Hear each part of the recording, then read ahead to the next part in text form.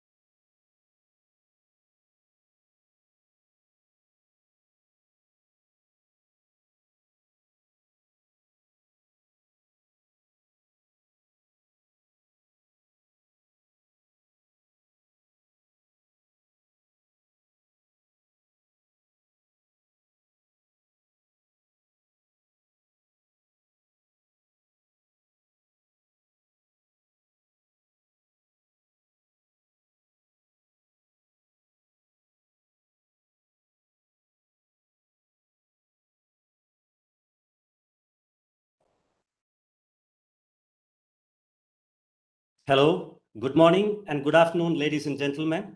Welcome to the Twin Dialogue, Startup Synergies Fostering a Collaborative Future, co-organized by Taipei Computer Association and Foundation for Commerce and Culture Interchange. The event will begin shortly. Please be ready and make yourself comfortable. Thank you.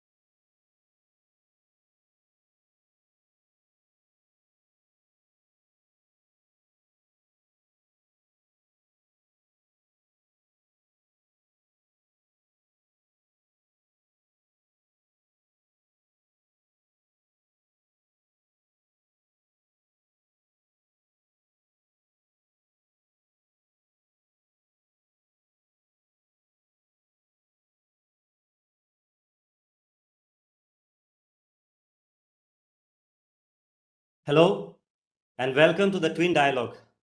I am Premjit Krishnan, representing TCA and Namastrand in India. Thank you all for joining our Twin Dialogue on Startup Synergies, Fostering a Collaborative Future, co-organized by Taipei Computer Association and Foundation for Commerce and Culture Interchange.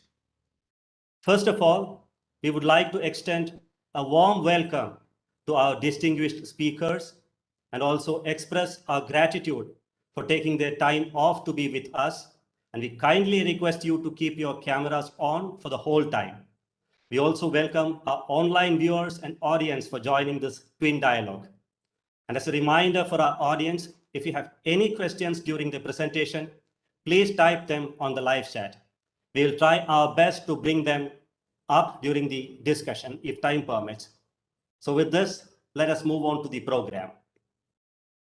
We will begin the program with the opening remarks from Dr. Chen Yu Li, CEO of the International Cooperation Center of the Taipei Computer Association. Since Dr. Li is now in Europe, he is joining us via a pre-recorded video. Dr. Li. Welcome everyone. I'm Dr. Cheng Yu Lee, CEO of the International Cooperation Center of TCA. Thank you for joining the Twin Dialogue on the topic of staff synergies. Despite COVID outbreak is both in Taiwan and India, the staff have remained resilient against the challenges. With the dialogue today, we hope to encourage cooperation between the staff ecosystem in Taipei and Kerala. I would like to first acknowledge our fellow organizers and supporting organizations. First, we have our friend from TIE Kerala, Mr. Ajit Mumpant and Mr. L. Host Johnson, as well as the speakers from Staff Terrace and Small Cities Summit and Expo for sharing their insight today. We owe a big thank you to TIE Kerala and Staff Terrace from their recommendation of the staff innovators here today to produce the TCA representative in India for spearheading our activities in India. To the staff speakers, thank you for showing us what is possible with your innovative minds and inspire us during this pandemic with your strengths. Finally, I would like to thank the Bureau of Foreign Trade for supporting this program and Taiwan for including us in the Taiwan Expo. The staff ecosystem of Kerala and Taipei are highly compatible. Kerala, with its high literacy rates, skilled human resource, and proactive government support, has fostered an ecosystem that encourages scaling up for its staffs. Similarly, Taipei's staff ecosystem also enjoying strong government funding, access to power for hardware infrastructure, and know-how from highly ranked technical universities. With those similarities, the staff will find the environment very similar if they to cooperate. Once again, I want to thank everyone for being here today, and we look forward to an informative discussion. Thank you.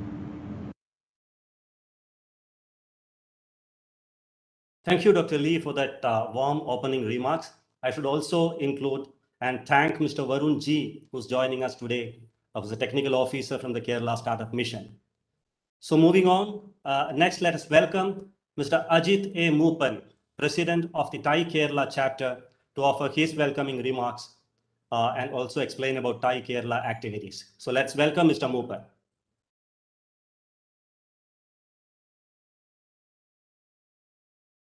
Mr. Ajit, I think you need to unmute yourself. Thank you, Premjit. Can you hear me well? Yes. Okay. All right. Good morning to you all, and rather good afternoon to those of you joining from Taipei. Dr. Chen, Dr. Lee, Mr. Frankson, Mr. Premjit, Mr. Jason, thank you all for taking this initiative to organize a twin dialogue with Thai Kerala to connect with the startup ecosystem here. I applaud your effort.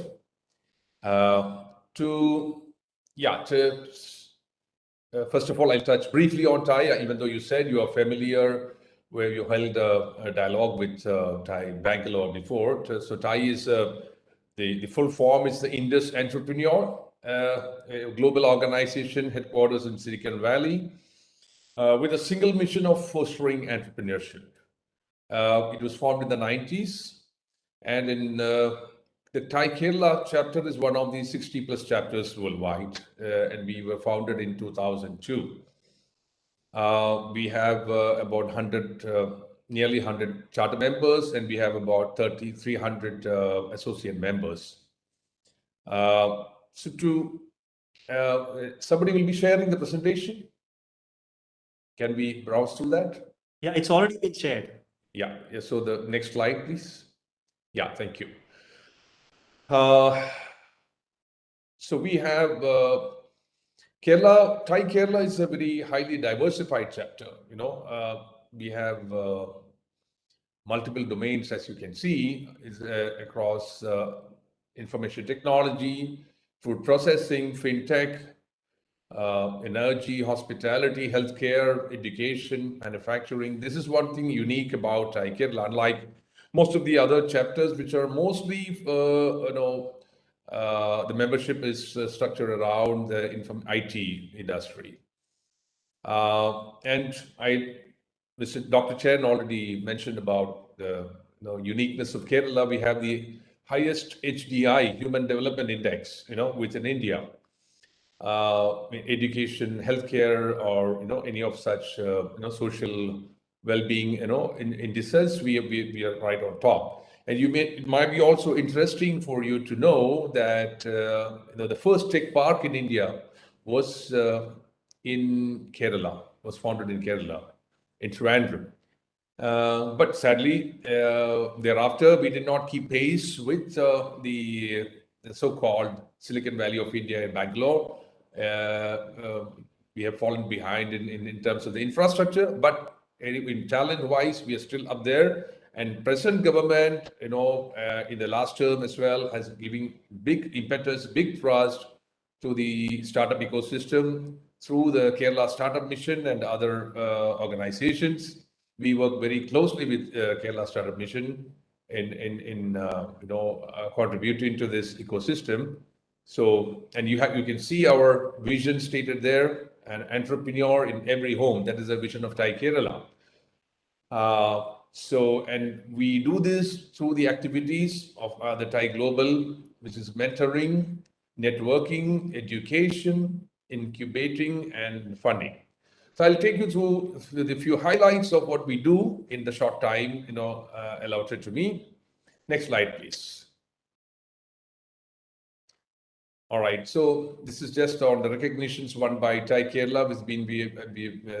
I think a couple of times we've been awarded the best chapter worldwide. So those are some of the recognitions. Let's move on, please. Yeah, so these are some of the programs that we conduct. We have the monthly programs. We have My Story sessions, success sharing by established startup entrepreneurs. We have mentoring program on a one-to-one basis as well as a master class. We have member mixer because we have two-tier membership, associate members and charter members. Charter members are those who give back. So we have this mixer program. Of course, these have taken a small step back during the pandemic. Now we are in the revival mode. We have TiE Young Entrepreneurs, TYE, which is a school program as well as a contest, global contest. I'll talk more about it in the upcoming slides. Then we have Capital Cafe, which is a startup pitch fest. Go back, please. I'll just run through the program. Yeah, thank you. Then we have the flagship event, which is the TiECon Kerala. We have the awards, and we also have the family retreat of charter members, which is more of a bonding occasion. Yeah, please, let's move to the next one, please. Yeah, this gives you a snapshot of couple of programs. We have worked with collaboration with Kerala Startup Mission. RINC is a research innovation network Kerala, which showcases technology from the R&D centers across the industry. And Corporate Roundtable is an interactive session with startup specialists and experts in different sectors. Move on, please. Yeah, this is a new thing we have launched, Kerala and Stanford University, a Seed Spark program. This is part of our education series. Next one, please. Yeah, we have some special interest group events, across verticals like agri-tech, food processing, IT, ITES, and education, tourism, etc. Next one, please. Yeah, TiE Kerala Awards is something which we have rejigged in the last couple of years. Our last one, the 2020, was presented by the Honorable Governor of Kerala, and we have across 7 categories: startup entrepreneur, Emerging Entrepreneur, Innovation Award, Next Gen Achiever, Ecosystem Enabler. In fact, Ecosystem Enabler Award for the 2019 went to Dr. Saji Gopinath of KSUM Chief. So we also reward and recognize the government officials who facilitate and the startup ecosystem. Then we have the Entrepreneur of the Year Award and Lifetime Achievement Award. So you see the entire category, all the recipients together with the governor there. The next slide, please. Yeah, Thai Women is again a global pitch contest by Thai. It's a global initiative. So we have chapter level contest, and then the final held by the Thai Global. The chapter winners get escalated to the next round. So this was the second edition, our first edition within our chapter of Thai Kerala. We just concluded in, I think, mid-October. The finale was held in Dubai. Yeah. So this is our finalist who's featured here, Dr. Priya Rao. Yeah. Next one, please. Yeah, I already talked about TYE, which is initiation of entrepreneurship in schools, a curriculum which we train for the school students, and then they also participate in a global contest. So last couple of years we had all government schools, government schools who won. And they also made it to the top 8 finalists round consecutively last 2 years. Sadly, we did not win. They did not come to the winner. But it's a matter of great pride for us that government school teams went to the global contest and got to the final round the last two years. Thank you. And the next one, please. Yeah, this is the one I touched upon. The curated. This thing, kept a round of Pitch Fest, where this spanned across 2-3 months. So entries 300 plus, and we curate about, last time we did 35. And, then a lot of them get mentoring, to get to the next rounds. And then the finalists are presented across, 40 plus investors across India. This is what happened last year. We have the current round happening, concurrently now. Move on, please. Yeah, so this is something, we did specific to our ecosystem. We had a brainstorming workshop on how to make, Kerala more entrepreneur-friendly state. And out of that, we 3-4 rounds we held, and, we gleaned and made a concise report, and we also presented it to the Chief Minister and Industry Minister. This is our a snapshot of our delegation meeting the ministers, which happened in September.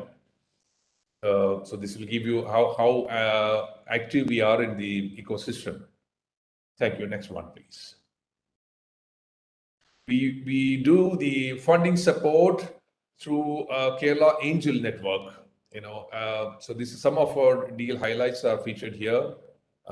We had Bunbury baby products, which is into infant hygiene.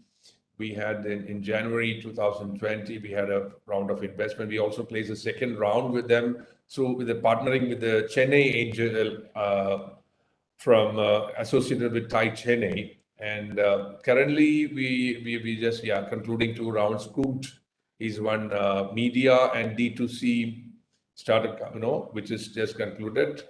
And we also have Zappyhire, which Jyotis and Deepo are here. Yeah. So that is something which is completely, just being concluded now. Just sharing you the top highlights of the startups we have funded. Please, next one, please. Yeah, we also do this, the newsletter we just send out, we share with all members and non-members what all we are doing. I think I'm probably exceeding time, so we'll wrap up quickly. Next one, please. Yeah, this is the family retreat. This is for charter members. We do with families. We held the last one at Munnar, 2-night, 3-day event. So we have a business session and as well as some bonding activities. This is one core strength of Thai Kerala. We work as one family and with great team bonding. And this helps us to roll out most of the programs, with a good, great team spirit. This is a part of the DNA of TiE Kerala. Next one, please. Yeah, this is, and the last part, we have TiECon Kerala, which is our flagship event. The last version is what is featured here, which is completely on an online event, which was inaugurated by the Minister of Industry. Yeah, we had about 1,000 plus participants. And this year's version, which is the 10th edition, is coming up in 25 to 27 November. It's a hybrid event.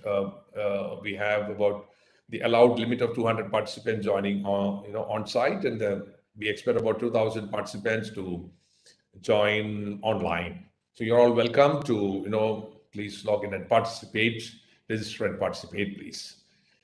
Yeah, I think that brings us to the close of the presentation, and I hope I have given you a glimpse of the ecosystem of startups and SMEs in Kerala and how TiE Kerala is supporting them, and we'll be glad to partner with the Taipei Computer Association in whichever way possible. Thank you very much. Thank you, Mr. Ajit, for that. That indeed was a wonderful glimpse to what TiE Kerala is doing, and it's really commendable that what it contributes to the ecosystem in Kerala. So that comes to the the end of the opening remark. And before we dive into the ecosystem analysis, we would like to invite all our speakers to take 2 quick group photos together. Please smile into your cameras when I count to 1. Be ready? Here we go. 5, 4, 3, 2, 1. Thank you. Just one more. For the next one, please give us a thumbs up along with a smile. So here we go. 5, 4, 3, 2, 1. Thank you. We appreciate your patience. Now, moving on the agenda item. Let's now welcome Mr. Varun G, Technical Officer of the Kerala Startup Mission, to speak on the Kerala startup ecosystem. Mr. Varun, please. First of all, I would like to thank all of you for inviting us to be part of this Twin Dialogue initiative, and we appreciate the efforts that is being put into this. So, without further ado, let me go to my presentation. So, Varun, sorry. Okay. Yeah. Okay. Yeah. Is my screen visible? Go on. Yeah. Okay. Yeah, perfect. Yeah. So, as you all know, Kerala is known as the God's own country, and what we are trying is to make Kerala the startups paradise. So that's what we envisage and what we work for.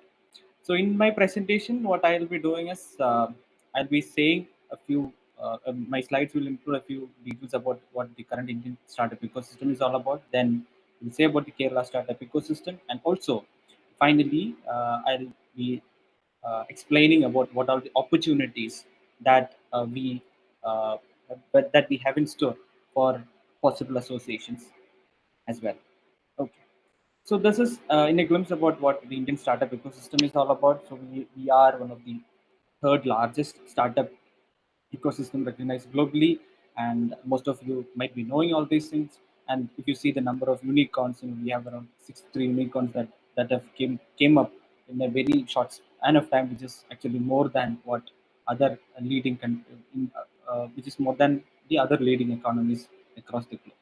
So I don't want to stress much on that. And this is actually a ranking that has been put forward by the central government. So in the central government, they have an initiative called Startup India, and they have actually ranked the states based on the various startup facilities that the states offer.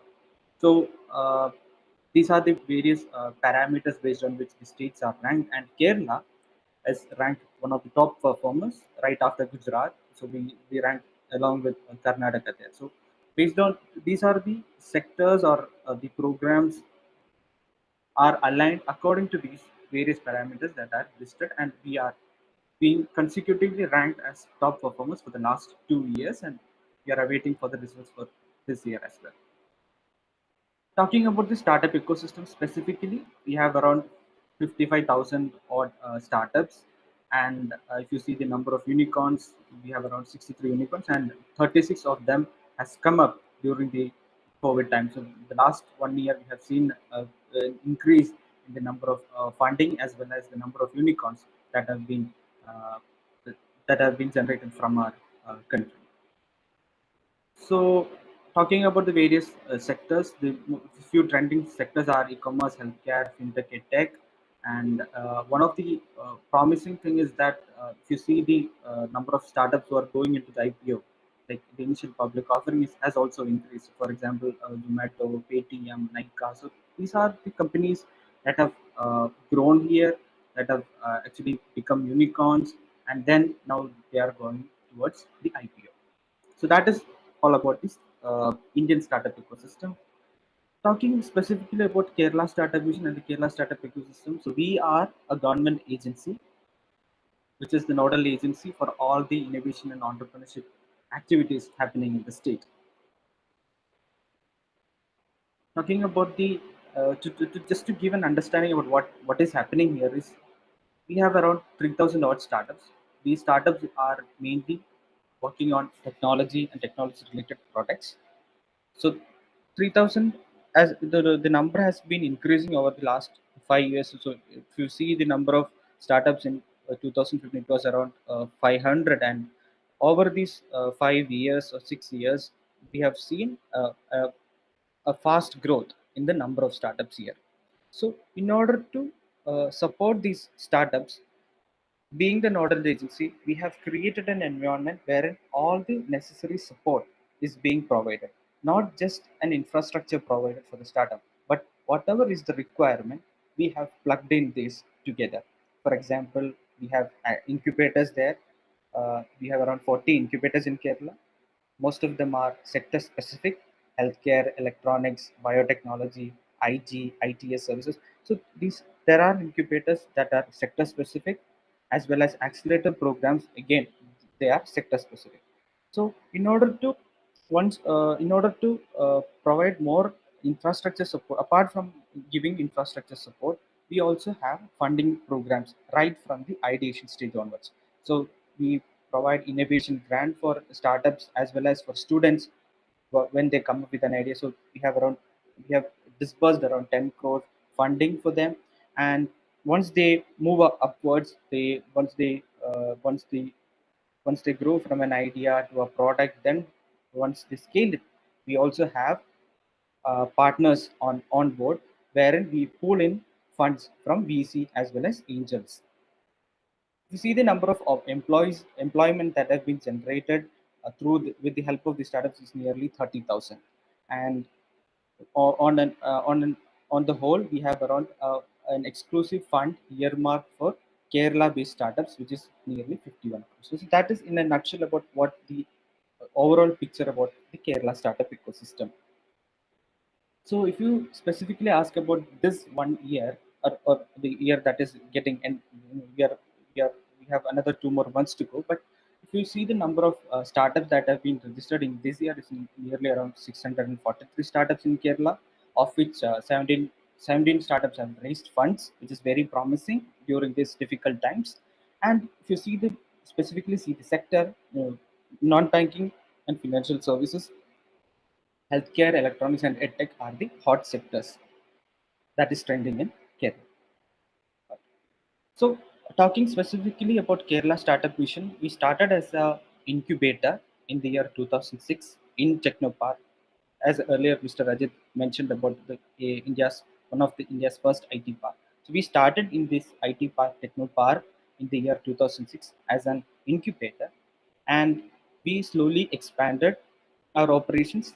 And in the year 2014, we were designated as the state nodal agency for startup activities. And as I mentioned during my previous slide, we have been consecutively being recognized by the government of India as one of the top performing state in startup scene, and we had also received global awards from few organizations, one being the UBA Global. So this is what the story of Kerala Startup Mission is all about. Starting from an incubator, expanding our operations across the state, and being and becoming one of the model nodal agency for the country. The primary objective of the state, being the nodal agency, is to implement or rather create policies and execute them for the beneficiary of the startup. So that is what we have been doing. We understand the pain points, what kind of policy changes need to be done. Those are understood, but through the constant interactions that we have with various startups, and we create programs accordingly. So if you see the stakeholders that we are working with, so these are the different stakeholders that we work with. We work with mentors, we work with students, we work with research centers, we work with investors, accelerator. So we, being the nodal agency, we try to combine all this together and ensure that once a startup begins its journey, all these services or support mechanism is being provided to them. So this is how we test this. Uh, as I mentioned, we started as an incubator, and from that incubator in Trivandrum, which is the capital city on the southern part of the state, we expanded our operations across the state.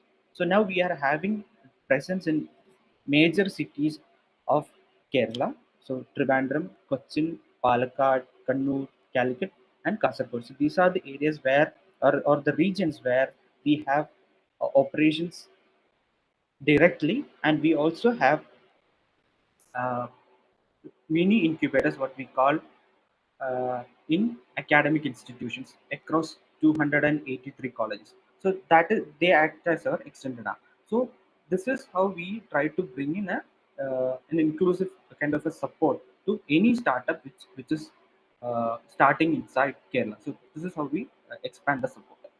So, to provide an incubation support, we actually classified it into four categories. So one is at the very early stage, so that we call as the pre-incubation. So once there will be a group of students or a group of people coming up with an idea, and we try to support them. And one key thing that we ensure is that we don't want to, if the idea is bad, we don't want them to sustain or to make them keep on trying to achieve that. So if we find that if something is wrong with their startup idea, we say that this is not going to work, and you may try something else. So these kind of inputs are given, and we actually help them to fail fast in all these sectors, which is found to be really useful, because we don't want anybody to invest their time without the proper knowledge on entrepreneurship as well as on technology. So such programs have been designed based on the experience, or about 13 years experience that we have on the incubation. So talking about these incubation facility, we have around 10 lakh square feet space available across all these centers, exclusively for startups as well as accelerators. So as I mentioned, being the nodal agency, we we cannot ask for simply startups to come and work on ideas. So it is our duty to make sure people get inspired. They should be educated on what entrepreneurship is all about, or what are the future trends, or what are all the technologies. We should give them an environment to play it around, and from that they can launch their product, grow, and finally create an impact. So these are the various puzzles that we try to solve. And if you see about the breadth of activities of startups, it is very huge, and it is all being put together on a simple slide here, so that just to understand how just to make you understand the breadth of the activities here. So how do we inspire people? So to bring in to give idea about entrepreneurship, and as well as the support being provided by all the stakeholders in the system, we conduct an annual event called Huddle Kerala. So this time, last year due to COVID, we were unable to do that. This time we are planning to conduct the program in December, first week of December. So this time we are going global as well. So this is an event wherein we bring in all the stakeholders together. It is, the objective is to bring them together, give an opportunity to network. It could be an investor talking to a student, or it could be a startup, or talking to a VC fund, or it could be a startup talking to a successful entrepreneur, maybe a failed entrepreneur. So the event actually focus, it's a 2-day event, so wherein the focus is basically to get inspired and get connected with all the stakeholders in there.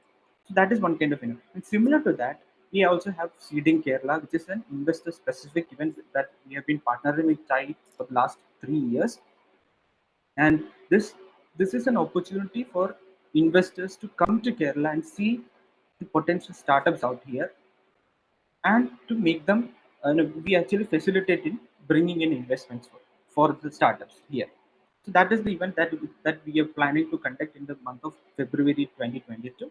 And we also have a women specific program called Women Startup Summit, which is happening again in the month of December. So this is how we create, inspire people, bring, get more people attracted, or you know create that affinity towards entrepreneurship. So that's what we do.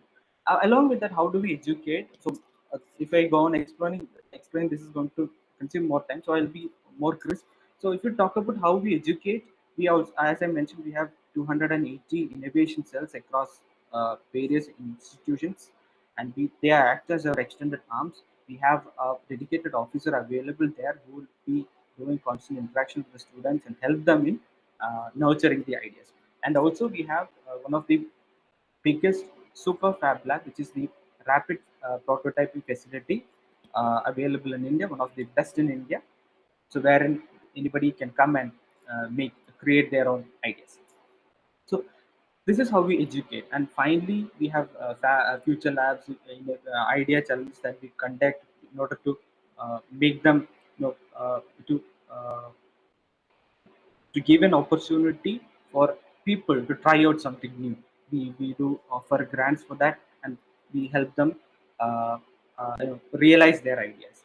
And finally, we help them launch and grow and finally create an impact.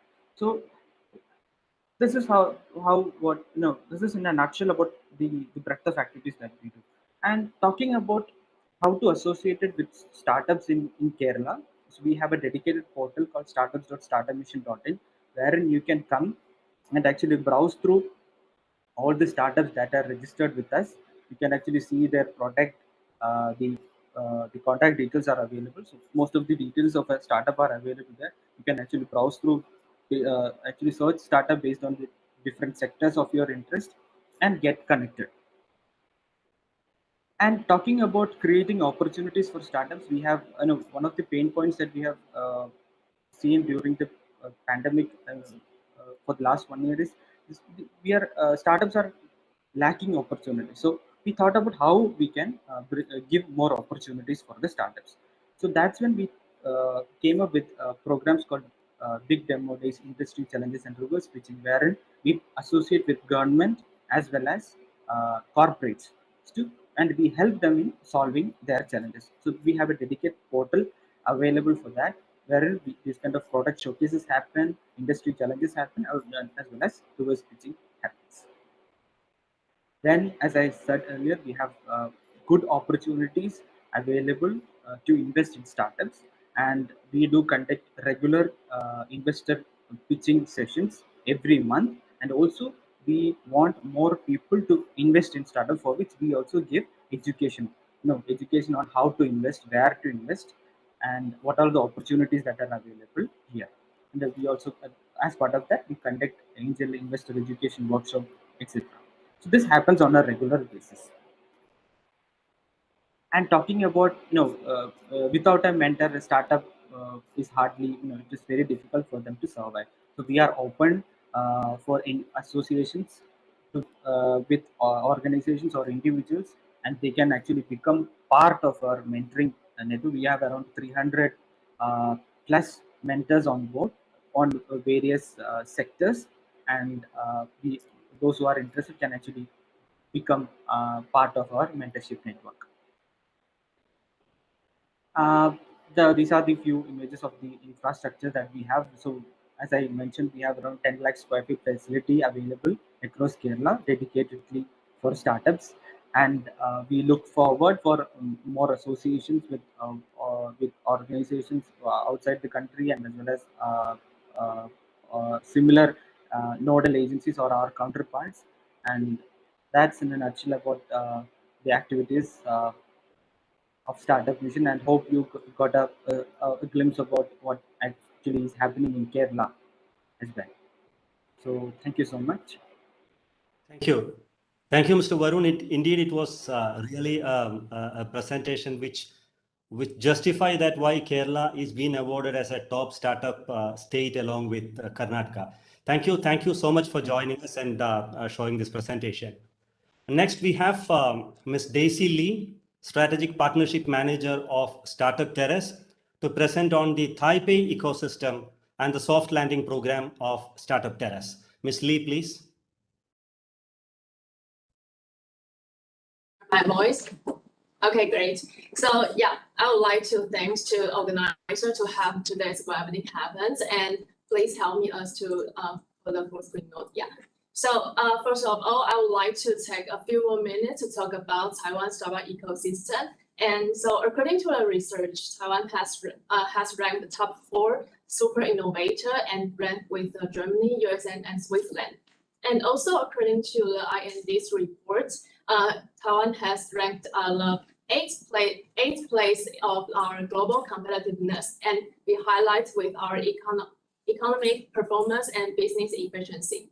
And according to the 2021 Global Entrepreneur Monitor report, Taiwan has the top 3 entrepreneur framework condition. And also we highlight with our #1 within government policy and physical infrastructure.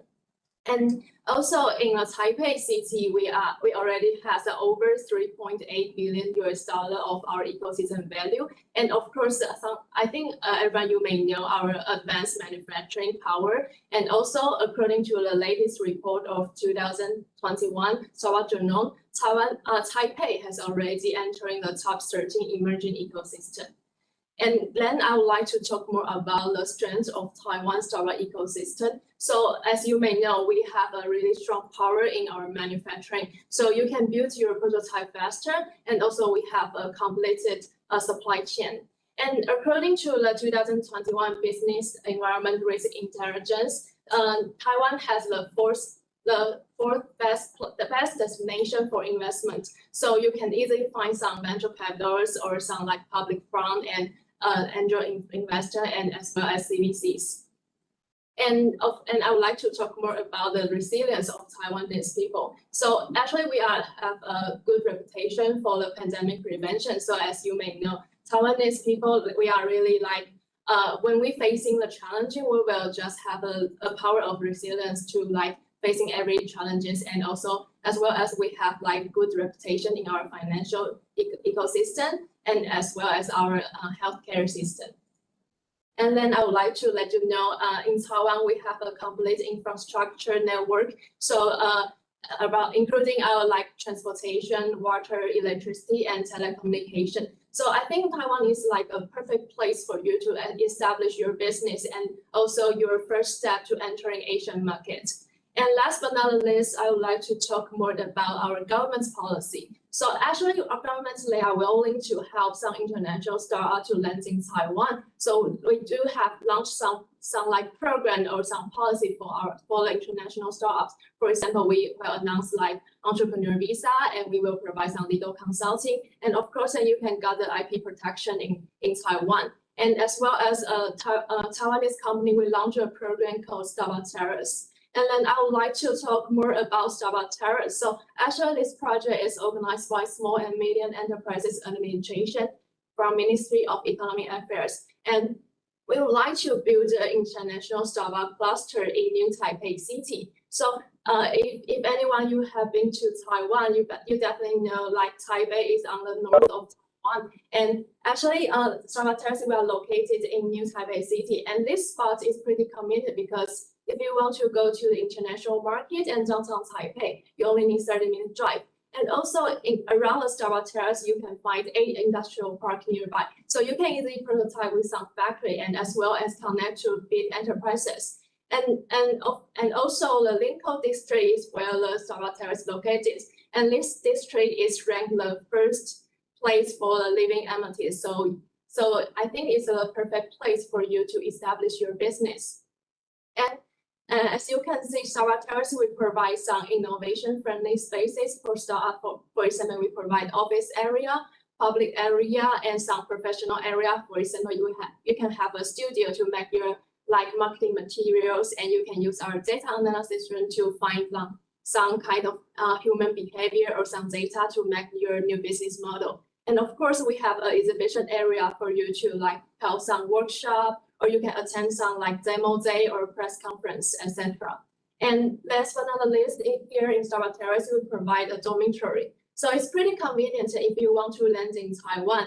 You don't need to bother to find some accommodation to live or find some apartment, and we can just provide a dormitory so you can live in here and working here. And talk about our resources. So actually, Startup Terrace, we are a government fund project, and we would like to gather all the resources to help our startup to accelerate and also help them to approach to international market. So we provide consulting and services, and also you can test your solution here. And of course, we do a lot of ecosystem networking.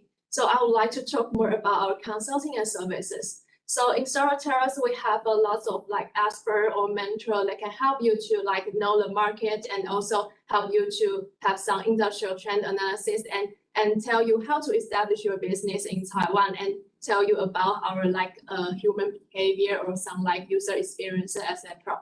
And of course, we have a lot of training courses of, for example, some pitching courses, or some BP, how to write a BP, etc. So you can find the various courses to help you to establish your business and help your startups to grow. And also we have AWS Cloud Credit, and also Microsoft Azure Consulting. And in Startup Terrace, we provide legal and accounting consulting by weekly basis. So if you have any question, feel free to use this service. And last but not least, for our service, we will help with the international startups to help to deal with your business registration, and also help you to apply the entrepreneur visa. And then in Startup Terrace, you can test your solution here. So we are eager to promote proof of concept. So in Startup Terrace, we open our office area, and also we do connect with some surrounding area, for example, some hospital, school, or library or some district office. And we will help our startup to implement their solution, and they can see their solution is it stable, or is their solution is perfect for the market, etc. So this is a chance for startup to test their solution here. And then I would like to address more about our ecosystem networking. So in Startup Terrace, we are gather all the resources here. So we will connect to international accelerator, and also we do have various matchmaking events in Startup Terrace, and we do want to have more international exposure. So we will take some startup to attend international expo, and we'll recommend them to attend some international competitions such as TCD Struggle, etc. And of course, we have we want to build a comprehensive ecosystem. So we will connect to the startup ecosystem and link with some ecosystem builders. So I would like to talk more about our international accelerators. So actually in Startup Terrace, we are a top accelerator hub in Taiwan. So as you can see in the presentation, we have 1 joint innovation center and 21 international accelerator.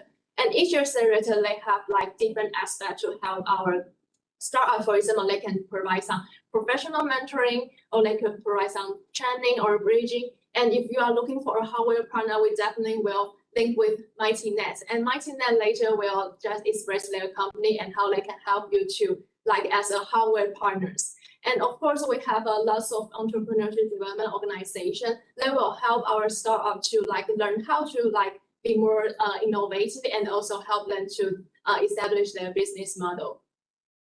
And then I would like to talk more about matchmaking. So actually in Startup Terrace, we have a various customized and cross-border matchmaking and forum.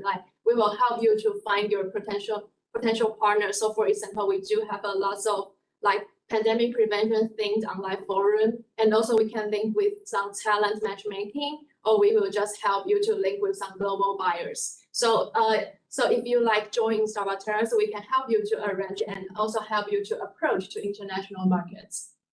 And also I do know like investor, like funding is pretty crucial part for startups. So we will arrange lots of meetings or lots of like events to help startups to have more opportunity to connect to the investor. So first we will quarterly arrange the events called Quick Chat.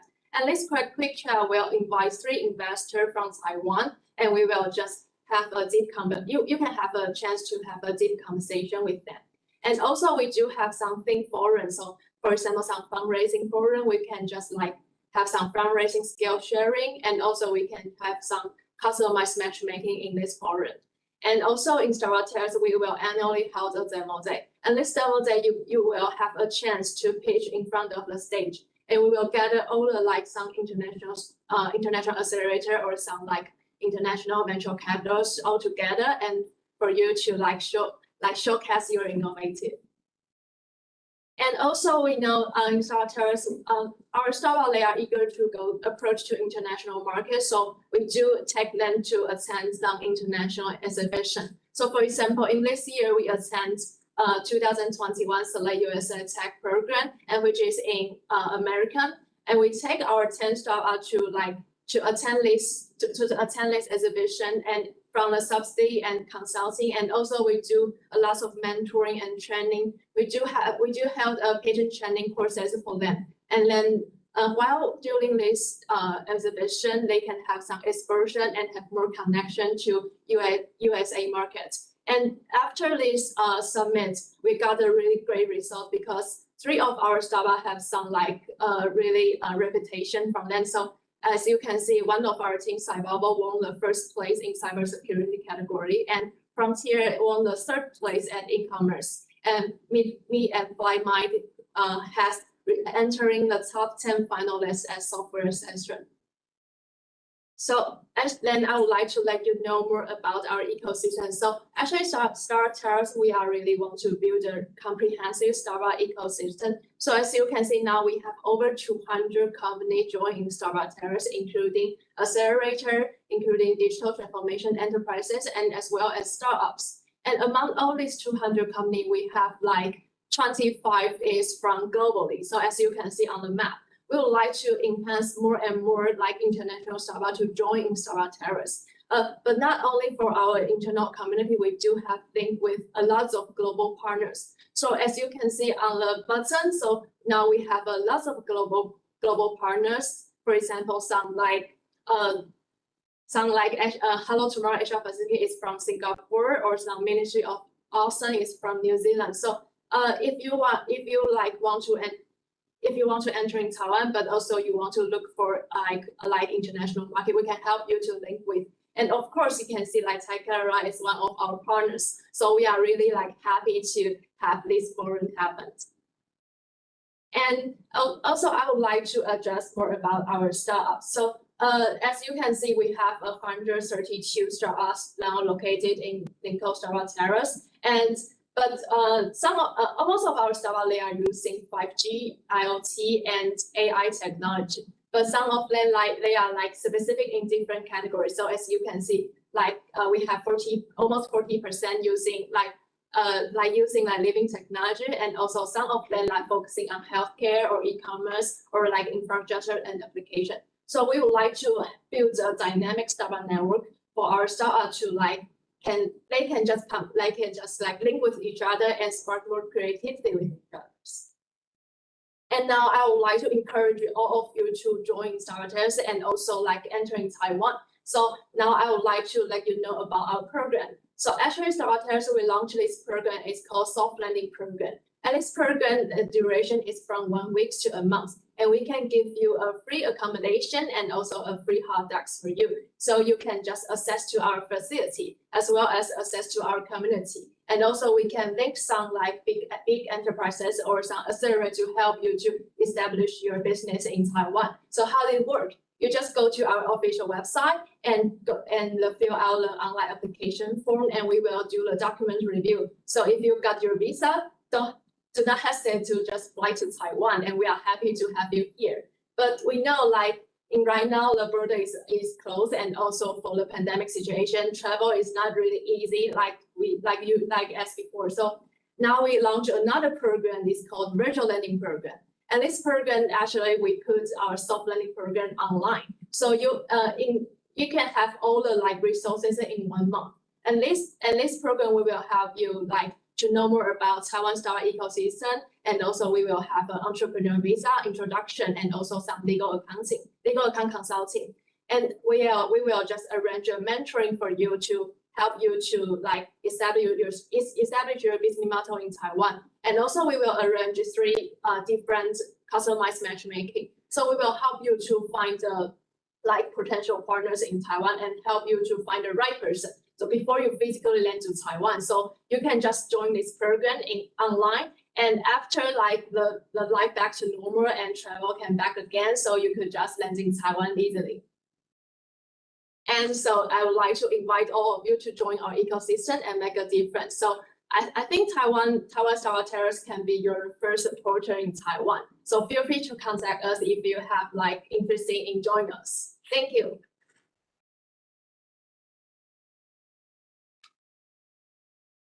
Thank you, Ms. Lee, for that wonderful presentation.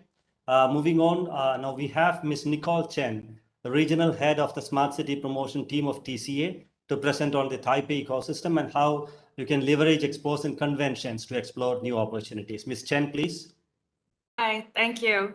Good afternoon, everyone. My name is Nicole, and I'm the Regional Head of Smart City Promotion Team from Taipei County Association. I'm very excited to be here to talk about the dynamics between startups and trade shows and how startups can utilize trade shows to discover new opportunities. But before I dive into today's topics, I would like to give you a very brief introduction to Taipei Computer Association, TCA, which is the association that I am representing. So TCA was established in 1974 and now has more than 40 years of experience in serving in the industry. We now have more than 500 employees and over 4,000 corporate members in Taiwan. We have 6 global offices, including Taipei and Taichung in Taiwan, and offices in Japan, China, Myanmar, and of course, India. So TCA is the largest industry association in Taiwan, and with our 40 years of experience in promoting the development of information industry, TCA has launched numerous events, including but not limited to trade shows, skill training programs, and government projects. And today I would like to focus a little bit more on trade shows. So the dynamics between trade shows and startups are quite different from the ones with traditional corporations. And what we need to see here is that there are so many very distinctive benefits of trade shows for startups. I have put 3 aspects here, and I would say they're all very compelling and definitely shouldn't be ignored by startups. For example, awareness. Expo serves as such great platforms to establish your ground, create brand awareness and portfolio exposure, and then the industry landscape. So what it means is that in the expo, you get to observe what other players are doing in the field. You not only get to watch closely on your competitors, you can also get to face your clients and customers directly and get immediate feedback. And of course, the networking aspect of trade shows. Expo are the place where all the stakeholders from the industry convene, and they present such great opportunities to create stronger networks.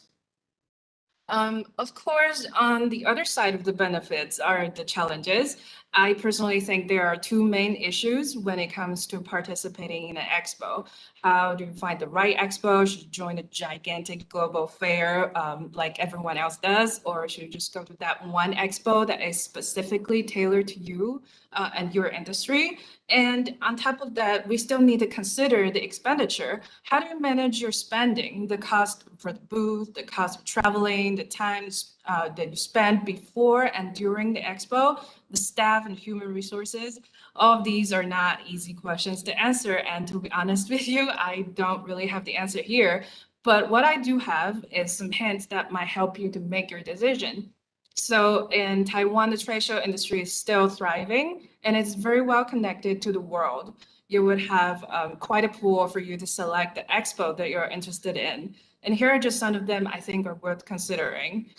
So if you want to go to the one that are all inclusive, you might consider Computex, or if you want to go to the very startup-specific expos, you can consider Innovex or Meet Taipei. But of course, and I cannot recommend that enough, is that you find the one that is inclusive enough, but at the same time still tailors to you and your industry. For example, if you're doing anything related to smart cities at all, you might want to try joining the Smart City Summit Expo.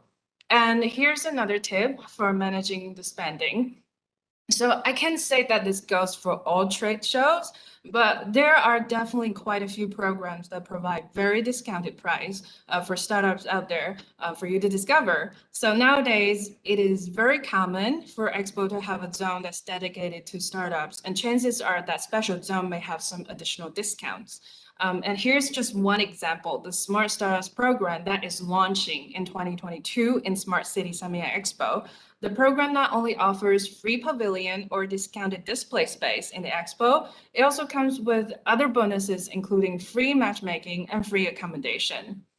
And I really want to take this opportunity to talk about the program in more detail. But before I do that, I think it's best that I also give you an idea of what Smart City Summit Expo really is.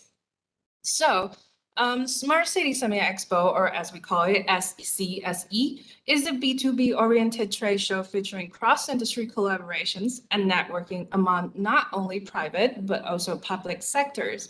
It is now the largest smart city event in Asia-Pacific and continues to grow as a hybrid. It is organized by Taipei's Computer Association and Taiwan Smart City Solutions Alliance, and is co-organized by 3 Taiwanese city governments, including Taipei, Taoyuan, and Kaohsiung. And we're supported by our very powerful allies from industrial associations to international organizations. And what you can expect in Smart City Summit Expo is actually this wide variety of focuses, including governance, telecommunication, and sustainability, and some of the highlighted areas for startups such as AI and IoT, transportation, and healthcare. So the diagram here shows the elements that are involved in the event itself. With the pandemic, we take everything in the traditional trade show onto our virtual platform, Smart City Online, including the displays, the forums, and networking events. So our first hybrid this year, which was in March this year, attracted over 81,000 visits on site and over 210,000 online. So we have 139 city leaders from across 35 countries sign up and joined us, while 1,000 booths were set up by over 250 exhibitors. And it will be to our delight for you to join us next year and take this to an even bigger scale. So with the participation from worldwide cities, we have the largest G2G network involving all the continents in the world, and with all the well-established organizations and businesses joining and partnering with us, we have the opportunity to discuss the latest trends and facilitate the marketplace in the industry of telecommunication, system integration, and sustainability. And what separates us from other trade shows are our extra efforts in organizing networking events. In total, 425 B2B meetings were set up for 194 companies during the event. And as for delegates unable to physically attend, the Smart City Online offers to break the space and time limit. For instance, the Smart City Online portal entry and online pavilions create greater exposure for the exhibitors to a wider range of potential partners and customers. We have also been conducting forums and other activities throughout the year. So far, over 100 sessions have been listed on Smart Live, and our B2B matchmaking platform is now an all-year-round service. Businesses are welcome to register for free and book online meetings every Wednesday. And that is Smart City Summit Expo. Now, I would like to talk about the Smart Startups program that will launch in SCSE next year. So the program itself is designed to help bridging startups and practical applications in smart city industry and to facilitate the growth of the ecosystem in the industry as well. We're now calling for 2 types of participants. First, accelerators, incubators, or any startup supporting organizations. And second, Second, startups that are established after 2016. So the program has 6 categories: AI, IoT, healthcare, smart building or energy, transportation, and then the others. So for accelerators, incubators, or startup supporting organizations, once you have assembled more than 3 startups to join and exhibit with you, you can apply for a pavilion in the expo for free. All participants will get free access to the services of Smart City Online, and 5 nights of complimentary accommodation, and also other exclusive invitations. And for startups, if you're applying alone, then for the discounted price of $1,000 US, you can also get 1 display space in the expo, the services of Smart City Online as well, and also 5 nights of accommodation on the house, and of course the exclusive event invitation. So I would say these are very good deals for startups who are looking to join the trade shows overseas. So the application is now open and will be closing during 21st of 2022. So if you're interested in joining the program, please make sure that you submit your application before this date. Smart Stars program is an open invitation to you to build your presence in the 2022 Smart City Summit Expo, and it will be our greatest pleasure to see you set up your display, showcase your solutions, and find your way to discover unlimited opportunities. And if you have any questions, please feel free to contact us. Thank you. Thank you, Ms. Chen. I feel that would definitely be a good offer for the startups to consider. So since we are running out of time, let's move on now. The ecosystem analysis are over. Now we are moving on to the startup showcase. So may I invite first Mr. Amit Rahman from Inca Robotics. Mr. Amit, please.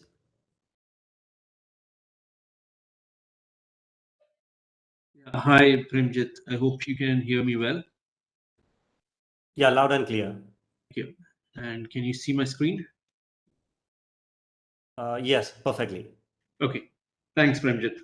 So welcome to one and all, especially my folks from Taiwan. So just to introduce myself, my name is Amit Rahman, CEO of Inca Robotics. I bring in 15 years of experience from the multinational operation before I became a first-time entrepreneur and started Inca Robotics. We started Inca Robotics 3 years back with a group of technocrats who wanted to do something for the society, make a change in the society, impact lives through technology, and ensure that we are able to reach common man at the grassroots levels of India and also across the world, so that we make them understand what this technology is and ensure that we are able to make people use this technology. So just to ensure that, so in the 3 years, what we tried to accomplish was that to create an awareness. And to do that, we started with the education sector, ensure that in the K-12 market, we are making some changes. So we were awarded the best RoboLab setup at the International Summit in IIT Delhi in 2019. We started working on a humanoid robot. We sold some pieces to schools in Dubai, and also there were orders from other schools as well across India and Middle East before the COVID struck. We tried to set up labs in schools and colleges. We did also do certain programs like robotic quotient, which is similar to the emotional quotient or the intelligent quotient. We have trademarked it so that we give people awareness on how robotics is working, and not only robotics, but robotics, AI, IoT, and other technologies. We did also during the pandemic start looking at our strategy and seeing how we could reach out to the masses, especially the students sitting at their homes, bored, or watching just the digital content. So we started using the Inca Phygital model, which I will also talk to you about. So this is where we started off in Inca. What I just wanted to highlight is we started with two verticals in mind. One was the education vertical, the other was products and solutions. We had our own products. We were also resellers or distributors for other products in the market. So we were more of a value-added reseller or a value-added system integrator, a VAR or a WASI kind of a technology specialist in this domain. So if you look at the educational domain, we started moving into a phygital model wherein we said that there will be a physical box that will be delivered to the kids' home. The kids can sit in the home and start making or learning about robotics, and then move into other deep technologies like AI, IoT, 3D manufacturing, and things like that. So within a span of 2 to 3 years, the learner will be able to have made a small lab setup in their home. We were following a SaaS model, wherein the phygital content will, physical boxes will be delivered at the home. The digital content will be delivered through the website, and they can then learn at their own pace. And we brought in more of gamification or game thinking into this process as well, so that we make them more engaged.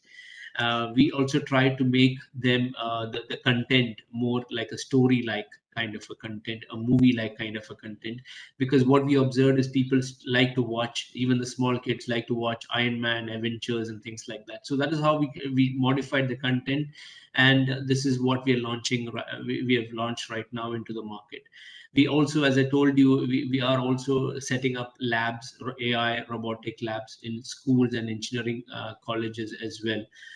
We also have our research platform, the humanoid robots, the quadruped robots, the kind of robots that can help not only students in schools but as well as engineering colleges, so that they can use these platforms and learn about the current technologies and ensure that they are able to then take it into the next level in the colleges as well.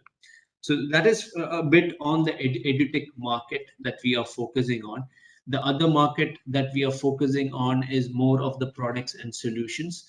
So we are looking at the hospitality robots, which is more of the serving robots,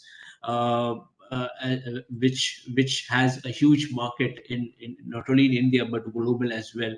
And the technology here is basically using a lidar technology, not a line following technology, ensuring that we are able to give affordable solutions. So the solution starts in the range of around to 3 lakhs Indian rupees as well.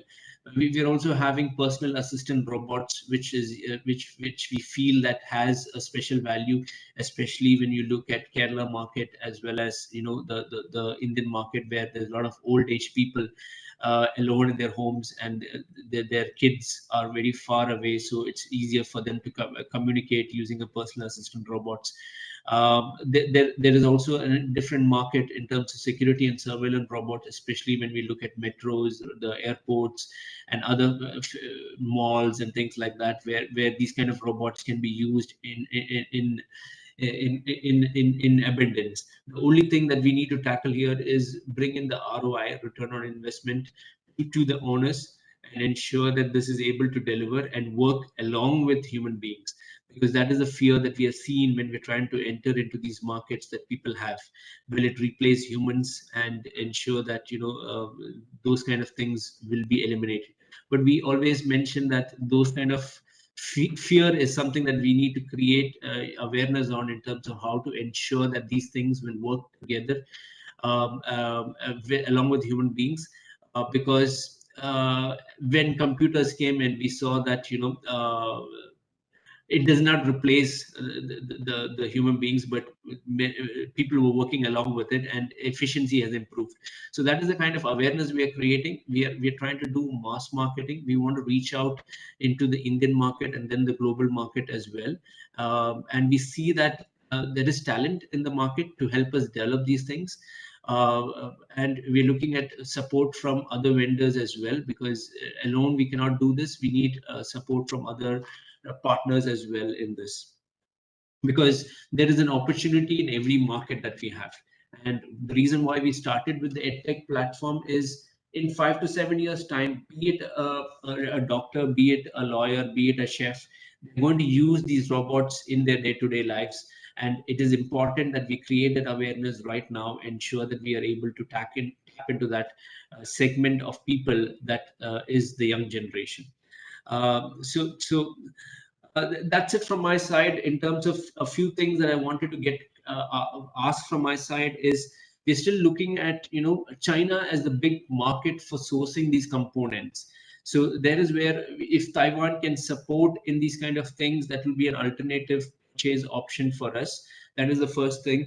Then we also wanted to understand if there is collaborations, foster collaborations, because what I understood from Miss Lee's presentation was that they are the top 25 in automation and robotics. So if we could bring those kind of solutions into India as well, and it will be a win-win situation for us to partner with them as well in terms of these companies. So again, fostering collaborations with these kind of people will also help us. The third is basically talent utilization. So I told you there's abundance of talent here. So if there is some kind of collaborations that can be made, or partnerships that can be made with Taiwan companies, then in terms of starting a certain kind of production or software development here, that will also be welcome for us, because we are having expertise. Even we are a team of around 30 people, with people from the topmost universities from India who have studied there. So we have talent. So how we could utilize this talent in having these associations is something that we can look forward to. So thank you. That was from my side. Thanks, Premjit. Over to you.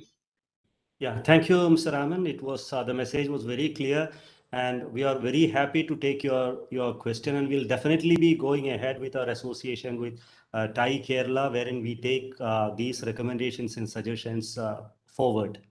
So since the event is tied up with the time limit, we are just moving on. So next, may I call upon Mr. Thompson Skaria Thail from Rapidor. Mr. Thompson, please.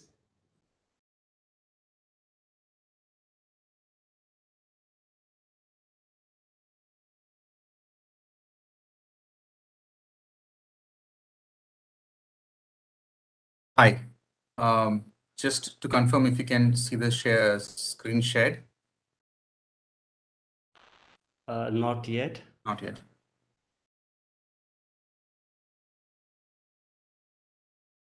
Yes. Yes, we can see it. Yeah, please go ahead. All right.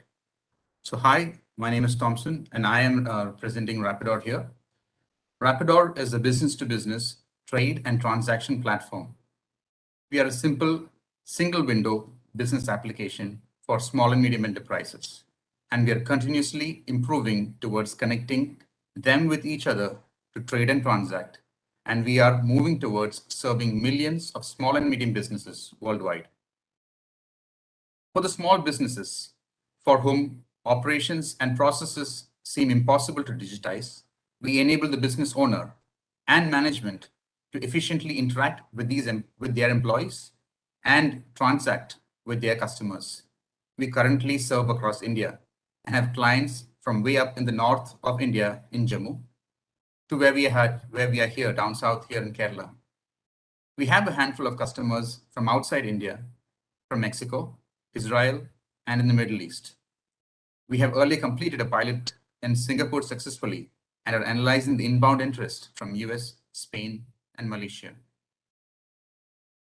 So the typical problem you see these business owners face is to have to chase their employees to ensure good orders are not lost and bad orders are not serviced. Basically being aware of customers' profitability and scale the business in a way they can sustain. They need to regularly and systematically follow up the collections today to ensure their cash flows are in place.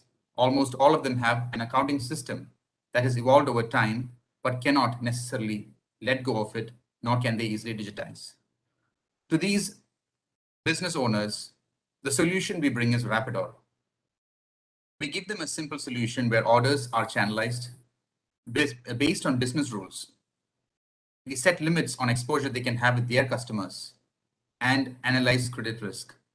We track profitability for them on the orders and customers, and we streamline their collections process. We are now working to enable these business owners to know their risk score and enable the company to be eligible for quality credit. Here you see some of our actual photographs of our customers, and we have been onboarding many such customers. And we are processing significant volumes in dollar terms on our platform today.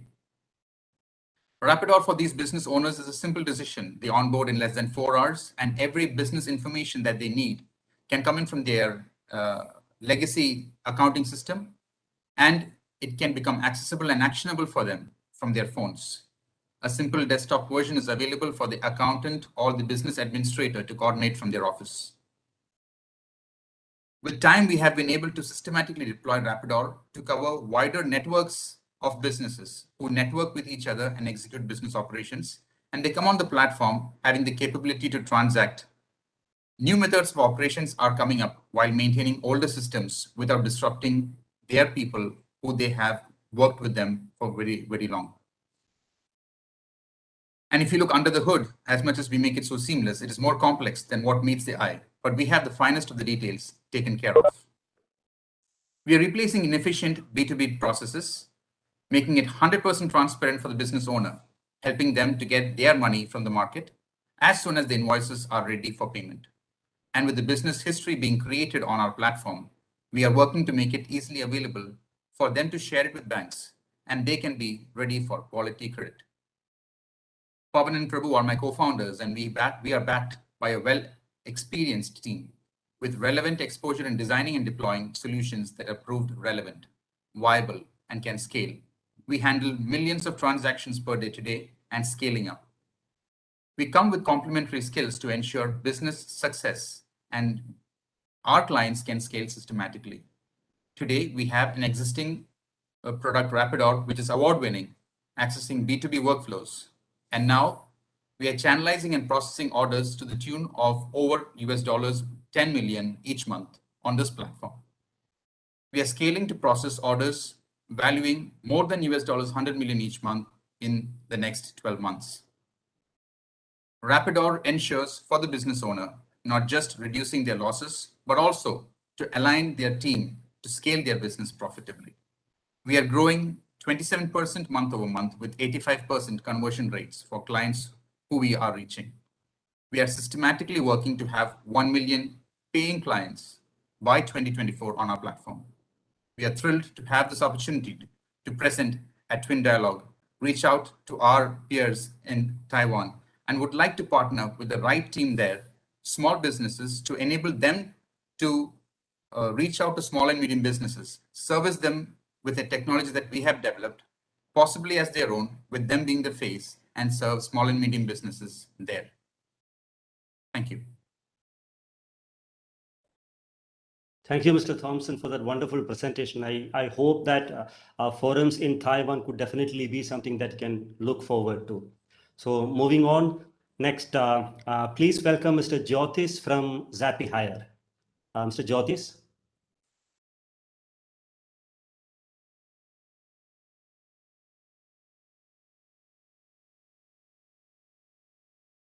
Can you hear me? Yeah, we can hear you. Can you see my screen as well? Yes. Yes, yeah, you can go ahead. All right. Hi, everyone. My name is Jyotis. I'm one of the co-founder of Zappyhire. Along with me, Mr. Deepu is also present today. Zappyhire is a platform which automates the hiring for the business, end-to-end hiring, starting from the screening till the onboarding part. So I would like to bring you the attention, the 3 value propositions we did for our customer for last 2 years, which is one is the cost reduction and the quality improvement and improvement in the candidate experience. I will explain how we did this and bring this value proposition to our clients. When we look at the hiring, before we start the Zappyhire, we see that there is a less adoption of the technology when it comes to hiring, especially for the SME segment. That is, we first put an opportunity and work on this product called Zappyhire. So when we look at, there are 2 personas we identified. One is the candidate and the second one is the talent acquisition specialist. So from a candidate perspective, we automate starting from job application till they accept the offer. Every touch point of the candidates we automate through our conversational AI with the respective counterpart in the business. From a talent acquisition perspective, posting the job and sorting the right candidate from the large corpus of the resumes and ranking and then creating the offer letter, scheduling, rescheduling, and onboard them.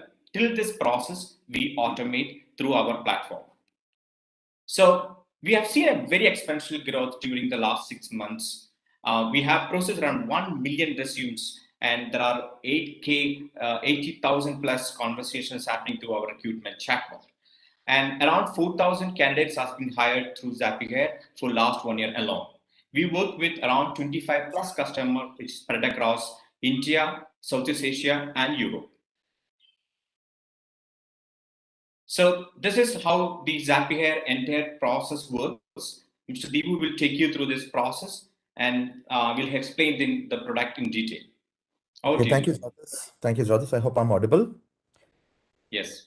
Yeah, okay. So as Jyotis mentioned, to take it from there, we have looked at Zappyhire as a product from a very simple perspective. The very simple perspective is from a recruiter's perspective, from a leader's perspective, and from a candidate's perspective. So these are the three stakeholders that you can think about, right? So when you think about all these three perspectives, it's very simple. I mean, we have to look at each and every problem or each and every activity that these stakeholders do. And we did two things. We automated that process and we added intelligence to that each process. So that is what Zappyhire does. When you look at recruitment, it starts with, okay, I have a requisition to be filled. So you create a requisition, you publish it to LinkedIn, Facebook, multiple job boards, and so on and so forth. So it's a manual process. Then you get a lot of resumes in hand. The HR or the recruiter would look at the resume, read through the resume, and see who is good. Again, a manual process. And then you have to contact the candidate, pick up the phone, drop an email, wait for the response. If he picks up, well and good, or else you again retry. So if you look at it, all these activities are heavily manual in nature, heavily painstaking, time consuming, and you don't have a result which is, I wouldn't say 100% accurate always. There is always a human bias. Unless the recruiter is heavily experienced and is willing to work round the clock, then you get the best productivity. So what Zappyhire does is automate even suggesting what should be the job description, where it should be published. It even goes to the extent of publishing the job into LinkedIn, Facebook, multiple job boards, automatically create and manage career pages, and so on and so forth. It even, when a resume comes in just a few seconds, it reads through the resume, understands what is in the resume, and find which is the best matching job for that candidate, or for that particular job, who is the best matching candidate, vice versa. When you have to contact the candidate, it's a multilingual chatbot. So with the multilingual chatbot, we have opened the horizon of expanding Zappyhire to multiple geographies with a seamless language barrier. Nothing is there. Even for that matter, the automatic interview scheduling. Even when you're looking the candidate for the first time, we have this thing called an AI video interview, which would automatically understand what is the language proficiency of the candidate, what is the cultural match, what is the personality trait match for that particular job. Jyotis, can you move to the next slide? Yeah, with all these things, what Zappyhire does is it collates a lot of data points about a candidate. So ultimately, what is recruitment? You get a candidate, you get a lot of data points about the candidate, and a hiring manager or an interviewer takes a decision with the available information. So what Zappyhire does is make that informed decision more data-driven, more recommendation-driven. That is what Zappyhire does. So you look at it, rather than just a resume and few interview notes, you get a 360-degree view of the candidate, including the language proficiency, personality, technical assessment. We are integrated with multiple leading technical assessment partners across the globe. So everything comes into one system, ultimately. So that data-driven decision is one of the key aspects of Zappyhire. Jyotis? So now again, we don't believe that, okay, since you have created a product called Zappyhire, you have all the features, it's all threaded one after another. That doesn't mean everybody will be happy with that. Every industry, banking, for that matter, banking or hospital, hospitality, information technology, engineering or manufacturing, they have their own way of recruitment. which have kind of calcified over a period of time. I mean, for good or bad, people go with the flow, right? So all of a sudden you go with a product called Zappyhire and say that, hey, you know, we have an interesting product. Now you change your product or a process flow to something new. It's a little odd to say that. So what we have done is we have created industry specific modules for, say, I mean, as of now, for banking, for healthcare, for IT, and for manufacturing. We have different type of modules which is tailor made for those industry, which is plug and play. You can just plug and play that particular thing into this.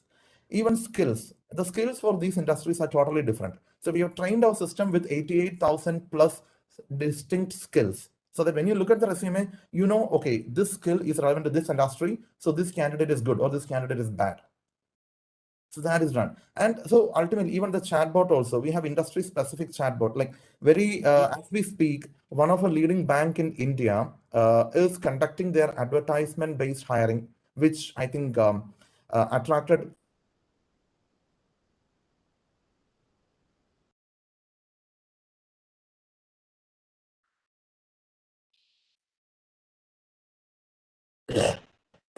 Hello, am I audible? I think I lost you in between. Yeah, you're audible. Okay. Yeah. So one of a leading bank in India is conducting their all India recruitment, which is attracting over 10,000 candidates in the last 10 days itself. So for that, they are using Zappyhire as a platform. Jyotis? So with all these things, what we do is we create recommendations. So I'm not going into the total details of Zappyhire, but just one aspect that I would like to highlight today is, as compared to how a traditional applicant tracking system, that is an ATS, an applicant tracking system looks like, Zappyhire comes with inbuilt integration capability with WhatsApp, Facebook, LinkedIn, Google Meet, Microsoft Teams, Zoom, Slack, and whatnot. I mean, whatever you can think of is a productivity tool or any management tool that you use within your organization, it's integrated with Zappyhire. And even for that matter, we have a very unique feature of telecalling. Automatically, a phone call can be triggered to a candidate, maybe to remind or to collect data or to congratulate once they receive an offer, thereby making the process a bit more human, you know. So it's a HR job ultimately. You can't replace it with a system totally. So even if it's an automation, it's a HR tech, we want to maintain the human in that human resource tech ultimately. So with that, I would hand it over to Jyotis to take it forward from here. Sure. So we work with various type of organizations, starting from the large banks to the small startups. Recently, we acquired a customer from Southeast Asia who got a funding around 50 million from Sequoia Capital. We work with the Kerala Startup Mission as well. We recently created a talent marketplace where one side we have seen around 275 startups, and other side we have seen around 15,000 plus candidates or talents. And using our system, there is a matchmaking process that's been done. I think that there is a similar opportunity with the Taiwan team as well, because you guys have just mentioned about the talent matching opportunity, where you can use this Zappyhire to match these talents and to find out the right talent for your startups or the companies, right? So this is what we have created the impact in terms of the different adoptions metrics. If you look at the number of reduction in the total reduction would we bring on table is around 600K plus reduction in the recruitment cost, and most of the companies has been able to reduce 65% of their time to hire. That's a very critical number, because if you look at it, as per our research, we see that a good talent will keep only around 12 days in the market. So if you just go with the traditional way of attracting talents or acquiring talents, probably you lose the best talents from the market, right? So you should have that automation to make sure that you attract the right talent. At the same time, you should be able to give the right candidate experience so that it boosts your branding as well. So I'll just explain how we work in terms of the revenue part. The good thing about the Zappyhire is you can actually look at the Zappyhire as a platform. Also, you can look at the Zappyhire as a features. So if you imagine, if you're already using any sort of systems and you wanted Zappyhire to power your some of your job resume parsing or candidate matching or recruitment chat mode, or our robotic interview, which is actually automatically, understand the personality trait and language trait. That's also possible. So most of the features we have is available as an API as well. So otherwise, on the as a SaaS platform, you have a subscription cost, and the video interviews and assessments you can just pay as you use. So we put it in very simple terms. So we give a lot of importance about the data. So since we work with a lot of banks in India, there's a lot of compliance being imposed by the Reserve Bank of India. So we be compliant about all the data security plans. And apart from that, we get audited in every quarter by PwC and BDO in terms of security, in terms of data protection, in terms of the infrastructure. So all of the data which is being uploaded to the Zappyhire is being already taken care of the data security. Not only the storage of the data, but when we transfer the data through the different chat or different mediums or the systems, it is fully integrated and secured. And what we see is most of the companies are moving to the automation part of the system, because if you look at around only 50% of the companies all over the world acquired AI to automate their hiring. So we see a lot of opportunity to bring automation in the hiring process. It is ultimately the talents is the key factor in the success of any companies. Thank you. Thank you, Mr. Jyotis and Mr. Deepu to join in. So we are moving to the Taiwan side next. So first of all, may I welcome Mr. Frank Chen of MightyNet. Mr. Chen, please.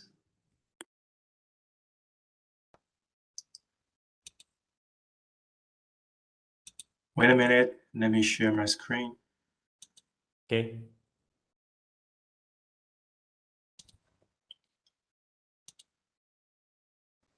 Yes. Hello, everyone. My name is Frank Chen. I'm the BD director of BxP Electronics, and MightyNet is our accelerating program. So, MightyNet may not. I may be the different perspective way to see the Taiwan startup ecosystem. Actually, originally, BxP Electronics, which is our mother company, is a professional electronic manufacturing service company. But right now, we build a whole business unit to help the global hardware startup and the makers to design, develop, and manufacture their IoT hardware product, and also including the manufacturing service in Taiwan. So that's basically what we are doing. So we call it Might One-Stop Hardware Innovation Service. So our service, including the product design, product development, and also manufacturing in Taiwan, and also we also associate with our some partners like VC and accelerators to provide some marketing support for our customer. Eventually, the growth of our customer is the growth of mine. So that's the basic idea of the service here.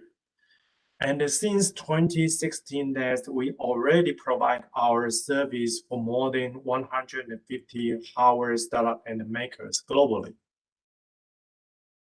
And those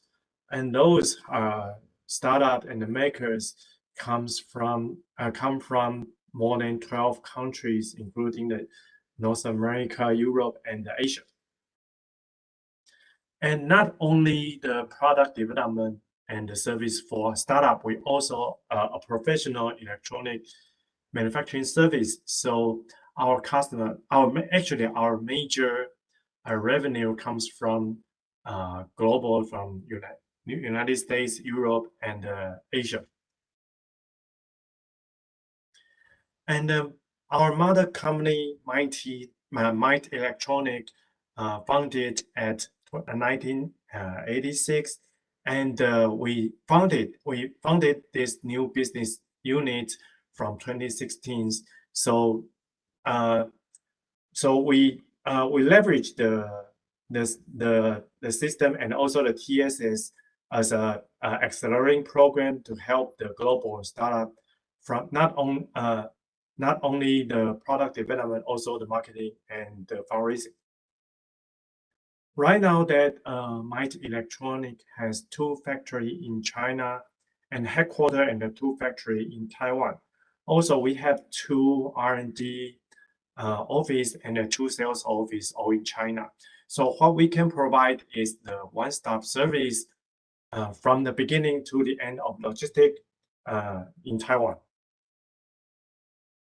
And from the hardware product development point of view, that we Might Electronics focus on the IoT hardware devices. So a typical IoT device is controlled by a small MCU in the middle of this chart and equipped with different wireless technology, different sensor, and different power source, and connect to the cloud. So basically, it's not a big device; it's a small device with the connection and the sensors. So we focus on this because the hardware development and the manufacturing is a very wide range of the service. And just like actually we may not be capable to provide the robot and also some manufacturing equipment, that we are not capable to do that, but we focus on the IoT hardware devices. And also, we also focus on the 4 application territories: that smart healthcare, smart factory, smart logistics, and smart agriculture. But not only we provide the product development and the manufacturing service, also we use our own factory as a test field for smart factory. That means that we open the factory to adopt the new smart factory application from the global startup. They can use our factory as a test bed to prove their POC or to improve their service in the real factory. That's what we also can provide to the global startup. And also, because we have a quite good 4 factories and also the more than 30 years experience of manufacturing. So we got some quality certification from ISO 13485 is for medical devices. IATF 16949 is for automotive part devices, and the standard ISO certification. And also our factory is also certified by Apple for the Apple MFI, the iPad, iPhone peripherals. And not only this, that my company and also our accelerating program is a certified incubator by Taiwan government. So what we are looking for, the connection is that we welcome the global hardware, IoT hardware startup and the makers. If you are looking for a reliable product developer and the manufacturer, please come to Might Electronics. Please come to Taiwan. Thank you. That's my presentation. Thank you, Mr. Chen. Thank you, Mr. Chen, for that wonderful presentation on MIT-NET. Moving on, may I please welcome Mr. Hang Chang of BXB Electronics. Mr. Hang, please.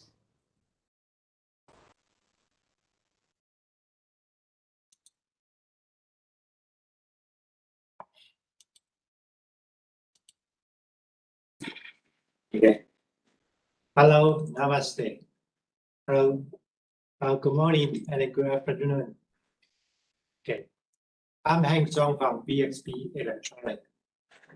Well, BXB is an electronic companies. We provide professional audio and visual equipment to markets. We are not startup, and we are not a seller, and we are not a VC. But why we are here? Because we cooperate with many startups into our solutions. So we are also an entrepreneur.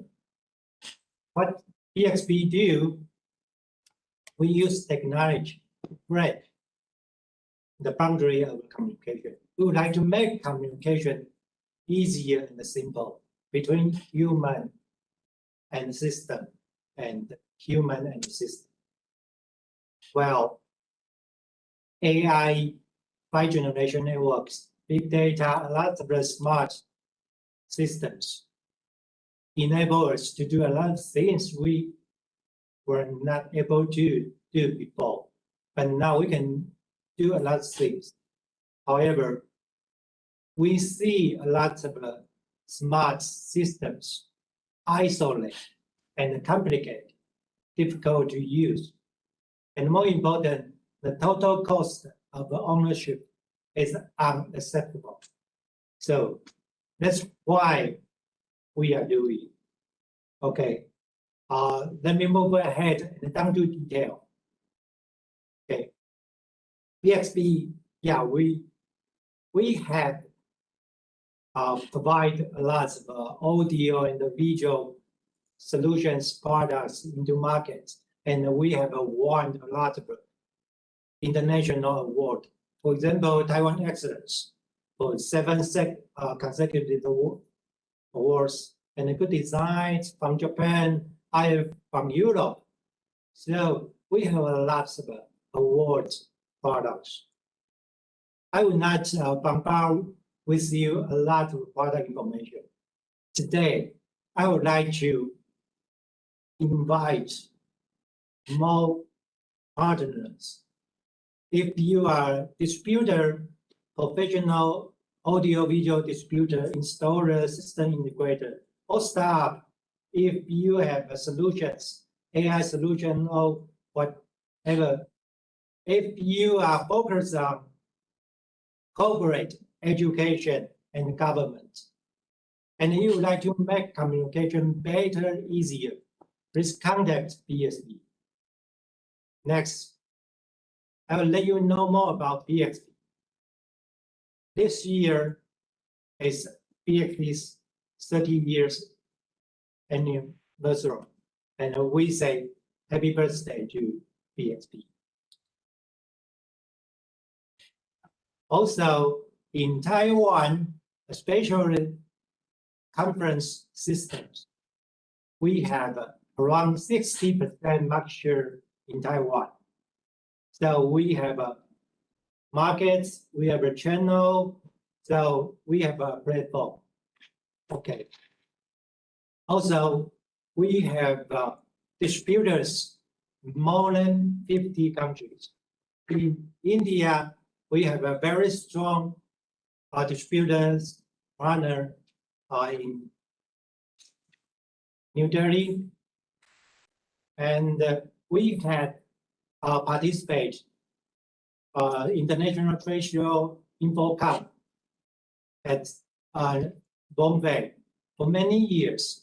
So if you are in India professional audio visual industry, you should know BXB. Okay, let's move ahead. What we do right now. Okay, as I showed in the previous slide, audio products are our fundamental.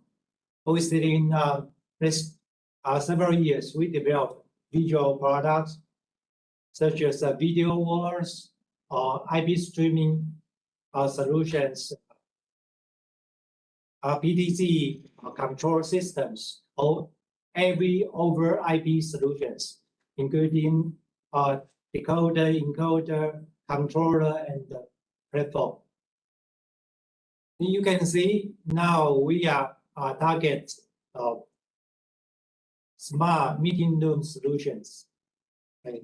So I would like to share with you a real case how we integrate with staff. Okay, this is a real successful case in Taiwan at Inca staff Terrace. And I would like to say thank you, staff Terrace and NIA, also a non-profit organization for entrepreneurs in Taiwan. And we invite two staff. One is Imono. They manufacture furniture for living and children. They do meeting room booking system, so they can we can cooperate and integrate into our solutions smart meeting room. So as long as your solution has IoT device or your solution can communicate via internet protocol. So welcomes context BSP. So okay, next I will show more successful case. Those are successful case of corporate. We have a lot of successful case. So we have a platform, we have a market, we have a customer. So if you have any brilliant solutions, you can contact us. Not only BXP sell you product, you can sell your idea, your solutions, BXP, so we can cooperate. Okay, on the other hand, we focus on education. So classroom is one space we would like to innovate. So we use our audio-visual IoT solutions, so tailored into the classroom application. So this is also a famous successful in South Taiwan. And since this successful case, this university, they can keep moving the cooperation with other university from USA, from Japan, without interrupt by COVID-19. So we have a lot of successful cases. Okay, all in all, now during this talk, I hear a lot of staff from India. I hear some of you focus on education, some are focused on robots, AI. So if you are targeting at corporate, meeting room, classroom, or government educations, if you are focused in on those applications, okay, please contact BSP. So let's make your ideas happen. So we can provide you a platform. You can implement your solution, your idea, your product, your service. So with our platform.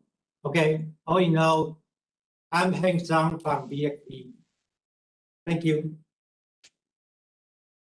Thank you, Mr. Chang. Thank you for the presentation. Now, finally, may I welcome Mr. Mu Zhou of FUNTEK. Mr. Zhou, please.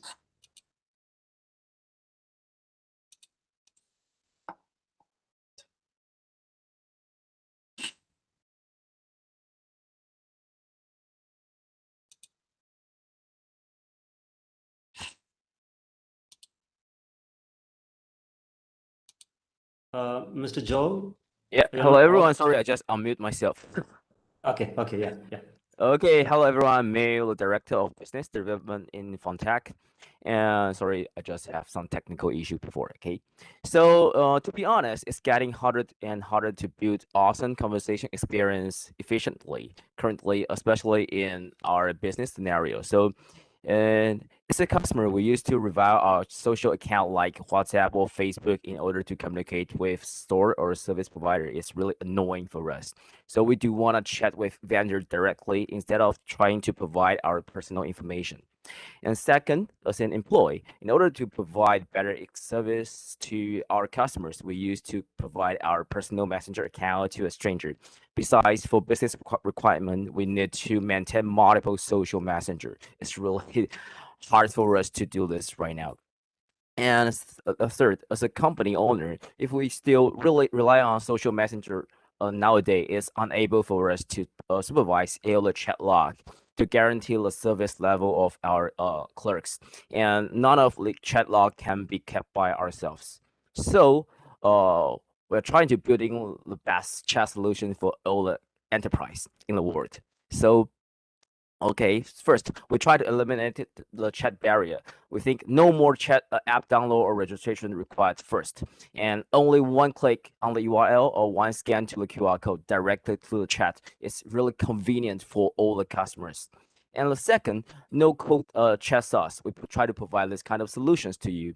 And if you just need to finish the registration from our website, and you can have your own chat without any engineering cost. And third, trying to own your chat data and get free from the limitation of social messengers. You can own your chat by yourself, and all the data can be collected, and you can export all of the data to do more mining things or like an analysis. So here comes our product, PinChat, and the one-click chat builder that makes connections easy. Okay, so you only need to do three things. First, create an account from our website. Second, add some information about your chat. And third, try to share URL or the QR codes to everywhere. So you can I try to invite all of you and try to do this to scan the code, and you can experience a little bit about our solutions. Try it. Really encourage you to do this.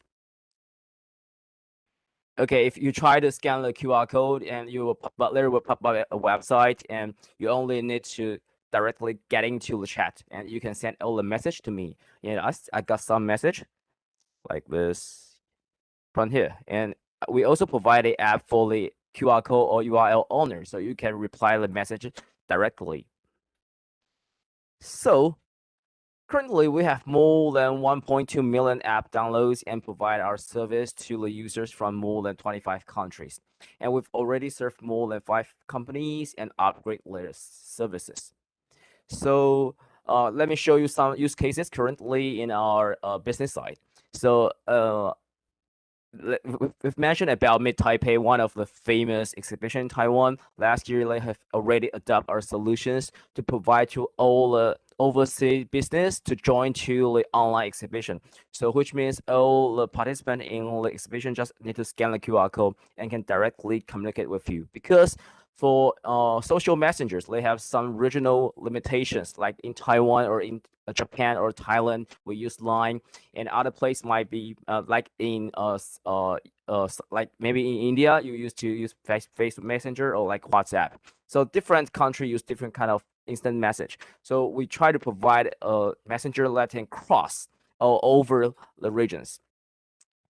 And another one is not only via the web chat, we also provide SDK. If your business have app or web, you can embed it or chat SDK to immersive to your service. And this case is one of the famous commercial bank in Taiwan. It's called Coco Bank, and they provide this kind of features so within their bank's app, so all the customers can add each others as a friend, and they can do the transfer or collect money to each others instead of trying to have some chat on some messengers first and open up the bank app to do the transfer.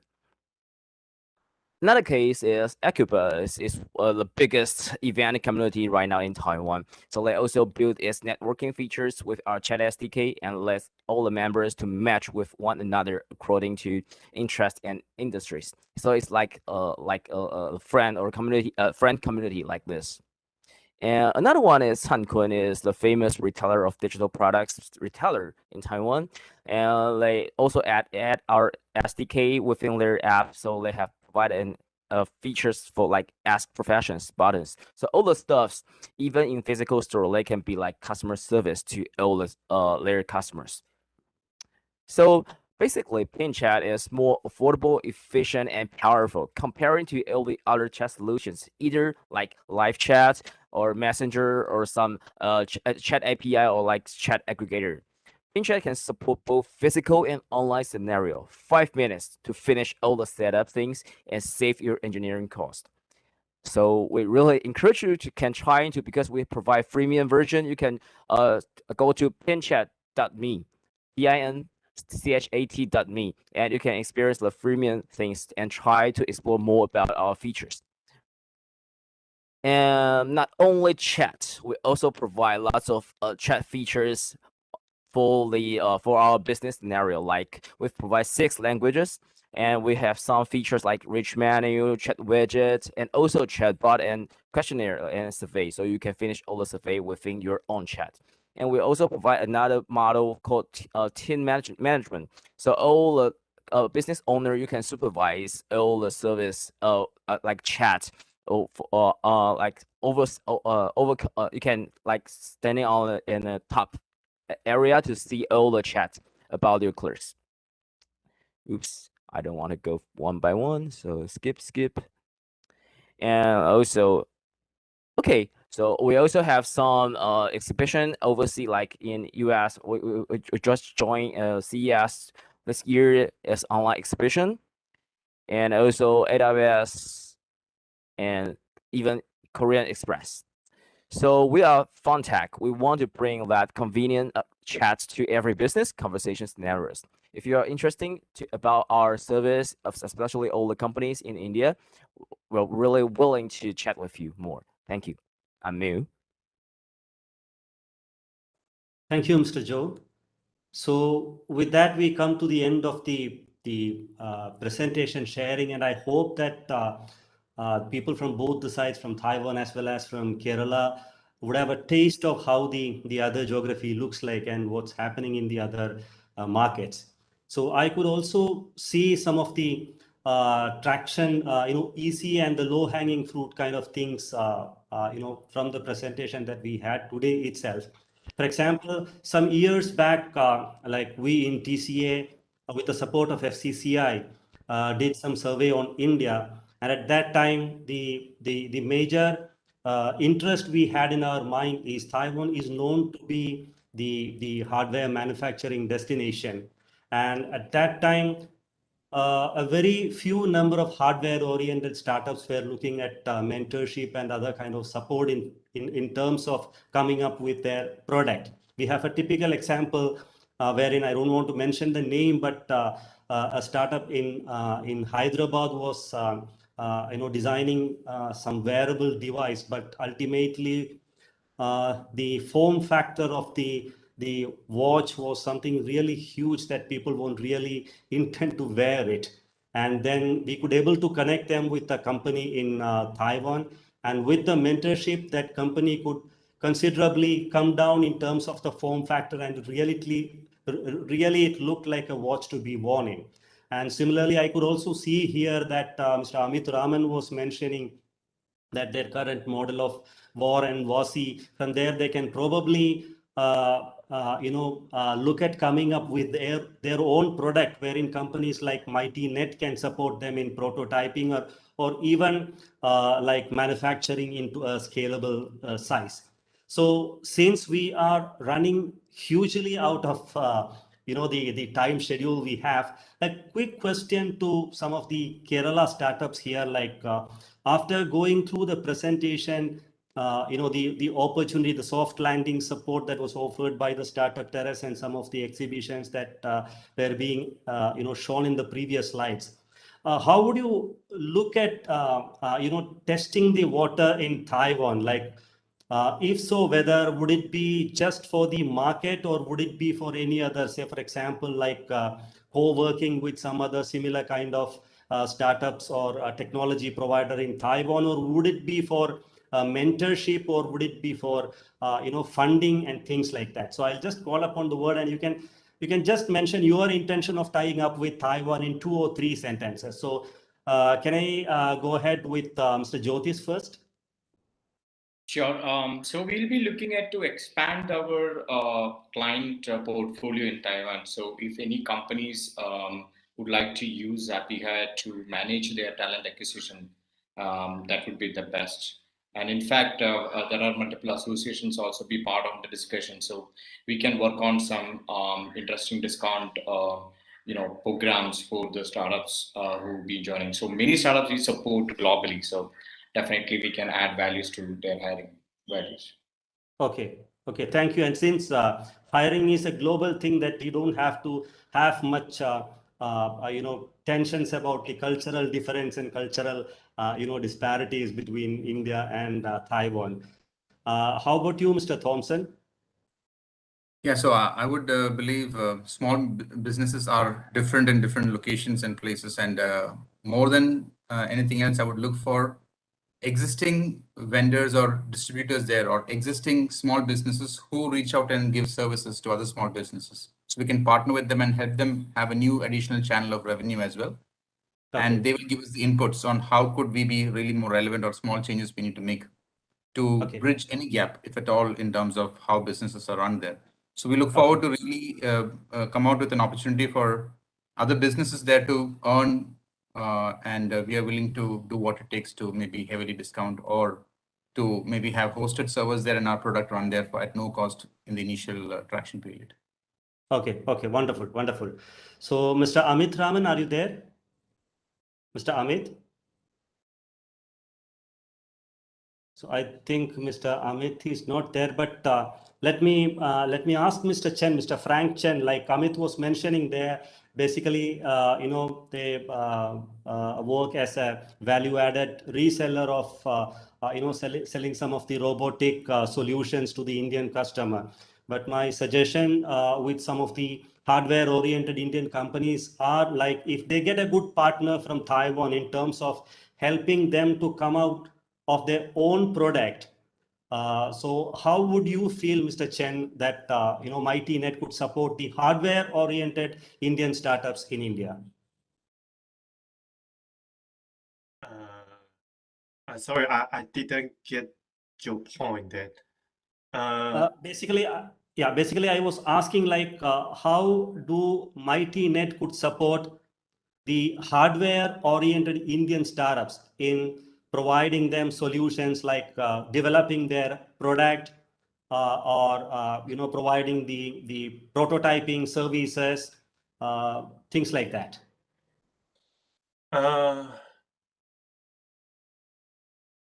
Well, we welcome global hardware staff to contact us, since that we are a Taiwan-based company that in the early stage of the product development, that we may build a communication channel before you really build the product, because that the hardware development actually is not a linear progress. Actually, it's like a stairway.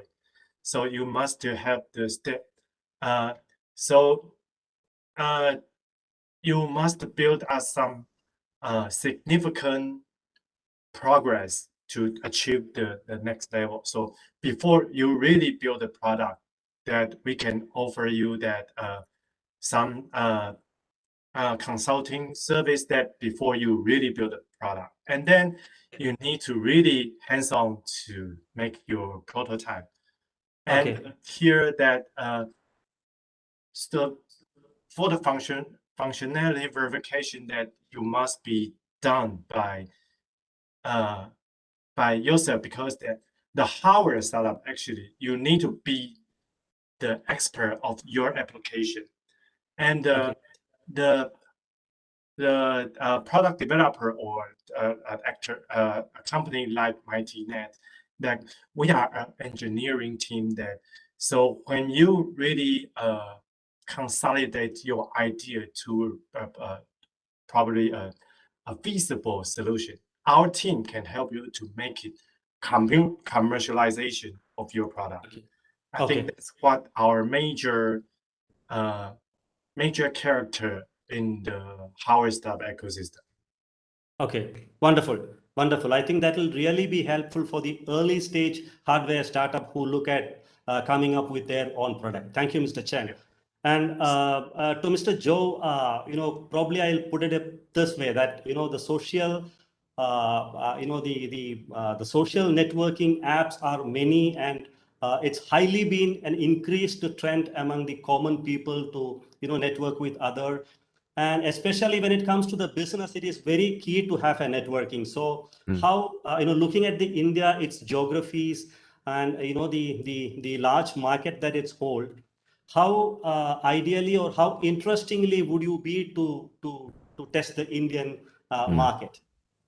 Okay, basically, because as I mentioned, we are a SaaS model business, so which we also provide freemium. So it's really easy for all the SMBs in India or like any enterprise. They can have a really easy trial to experience about how fast or easy about our service.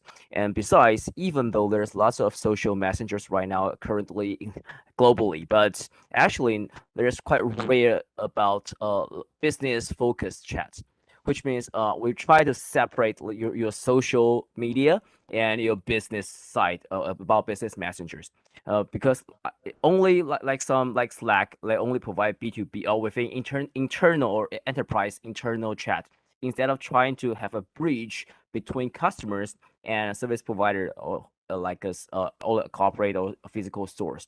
And we're trying to bring our products to fitting this niche. And I think it's quite rare right now on the market. So I encourage, maybe we can try to ask some of the companies or like startups in India, or of course introducing by your organization to have like a bridge for us, and we can introduce more about this. We do believe that our product can empower this kind of situation to eliminate the entry barrier for other customers. When a customer really want to purchase something, they need to ask a question to the store, and we're trying to be the bridge to do this. Sure. So that will be glad that that's what we are trying to bring out of this twin dialogue. And finally, may I also ask Ms. Daisy that Daisy, you heard about the Indian startups who talk about that they wish to test the water in Taiwan. So you already explained about the soft landing programs of Startup Terrace and the government policies of visa exemptions and things like that. So what will be your one sentence or maybe I would say a 2-sentence word to the startups from Kerala, like welcoming them to the Taiwan? What would be your final word to go? Yeah. So basically, I pretty welcome all the like Indian startups to come to Taiwan. And as I mentioned earlier, we do have a soft landing program for you, so you can just easily landing in Taiwan. And of course, we can let you know more about our Taiwanese culture difference, and you can just adapt your solution into our market. So we will arrange some mentor or some connection for you. So feel free to use our program, and please do contact us directly, and we will just let you know how to apply, and also to apply our virtual learning program as well, because we will help you to find your potential partners in Taiwan. Wonderful. That was a wonderful statement to end this. As I told, our effort is always to connect the startup ecosystem from both the geographies. And definitely TCA will be taking it up with the Thai Kerala in how we can probably bring this to the next level, wherein all the ecosystem players can really leverage out of the cooperation. So thank you once again to all the speakers who are joining this on behalf of TCA and Foundation for Commerce and Culture Interchange. And also I wish to acknowledge the support being provided to this event by BOFT and all the other partnering associations like Thai Kerala, Startup Terrace, and Taitra. Please be reminded that we have made a recording of this forum, and we'll post it on our social media platforms. So make sure to like our Facebook page for updates. The link is now in the live chat. So thanks again for joining us today, and we'll see you next time. Thank you all the speakers, and thank you the online audience who have joined us. Thank you, and have a pleasant day. Thank you. Bye-bye. Bye. Bye-bye.